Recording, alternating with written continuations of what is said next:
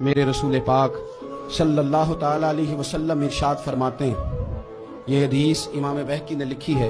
हुजूर फरमाते हैं कि जब रोजाना सूरज तुलू होता है ना, तो उस दिन वो दिन ऐलान करता है, वो दिन ऐलान करता है कि अगर कोई काम करना है तो कर लो, मैं आज आया हूं, आज के बाद नहीं आऊंगा। आज का काम आज कर लो, मैं कल नहीं आऊंगा। जो दिन आज आया है ये क़यामत तक भाई दोबारा नहीं आएगा।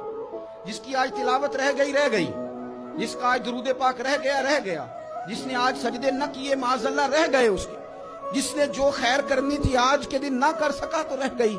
इमाम शाफी रहमतुल्लाह अलैह फरमाया करते थे कि मैंने ना सूफिया से एक बात सीखी है जिसने मुझे जिंदगी में बड़ा नफा दिया है। आप फरमाया करते थे कि सूफिया कहते हैं कि वक्त एक तलवार है, या तो तुम इसे अपने बस में कर लो, और अगर तुमने इस तलवार को ना थामा तो ये वक्त एक ऐसी तलवार है फिर ये तुम्हें काट देगा।